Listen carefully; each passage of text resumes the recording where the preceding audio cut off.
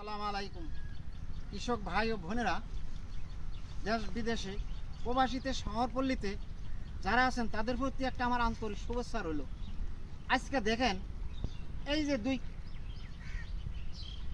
যে দুই মৎস্য খামারি ভাই, এই যে খামারে মাছগুলা কিভাবে পরিচালনা করতে হয়, মাছের পানি ডারে কিছুদিন পর পর বাইলাস করতে হয়, এবং এই যে টনাগুলা, এই যে বাঁশের টনাগুলা এগুলা দিতেছে, এগুলা দিলে মাছে এগুলার সাথে খেলাধুলা করে, গাও ডলে, গাছে কিছু হইলে ওগুলা ডলে, তারপরেও ছায়া পায় বেশি রৌদ্র হইলে।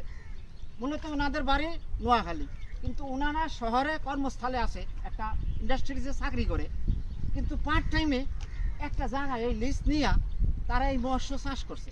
এই মৎস্য চাষ করছে, এটা দেশি মাগুর মাছ, অর্থাৎ জাগুর মাছও বলে কোনো দেশে, মাগুর মাছও বলে, চিটাঙের লোকে বলে টুর মাছ। এটা তো বহুত স্বাস্থ্য শক্তিশালী মাছ এবং এগুলা স্বাদ, এগুলো তো সবাই জানেন। এগুলো আগে বিলে খালে হইতো, এখন চাষে আনছে কৃষি বিজ্ঞানরা বা মৎস্য বিজ্ঞানরা চাষে আনছে। এই ভাইদের সাথে এখন আমি কথা বললাম, ওনাদের বাড়ি হলো নোয়াখালী, কিন্তু ওরা বসবাস করে চট্টগ্রাম জহির আহমদ স্টেডিয়ামের পশ্চিম পাশে একটা জায়গাতে মাছ এরা পুষ্কনিতে ফালাইছে।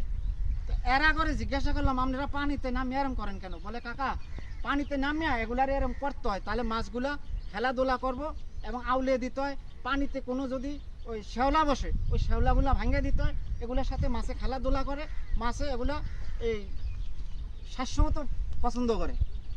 এখন ওদেরকে জিজ্ঞাসা করলাম, তোমরা কি বেনিফিট? বলে আমরা প্রচুর বেনিফিট, কিন্তু আমরা চাকরি করি একটা ইন্ডাস্ট্রিজে, কিন্তু পার্ট টাইমে আমরা এগুলা করি, একটা আনন্দ, আমাদেরও বেনিফিট হয়, মোটামুটি বেনিফিট হয়, একবারে খারাপ না। তো আমরা বেকারত্ব থাকবো, ওইখানে এখানে আড্ডা না মারিয়া, ওখানে এখানে গল্প স্বল্প না করিয়া আমরা এই কাজে লিপ্ত থাকি।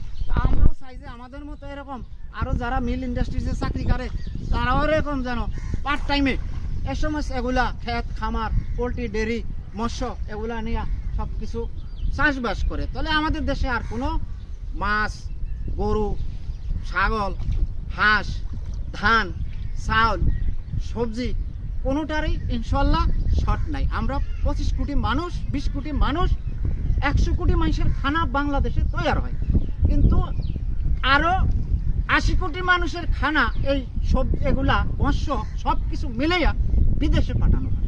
এখন বাংলাদেশটা আল্লাহর রহমত বিশ্বের সাথে তাল মিলে আন্তর্জাতিকভাবে কৃষি পোলট্রির এই দেশে উৎপাদন করার উপরে এরা কৃষকরা উদ্যোগ নিয়ে ঝাঁপাইয়া পড়ছে, কিন্তু আর বিদেশের দিকে তাকাইয়া থাকার সময় নাই। যেমন দেখেন, এক সময় এই বেশি দিন আগে না, আপনারা সবাই জানেন, বাংলাদেশ না খালি বিশ্বের সবাই জানেন যে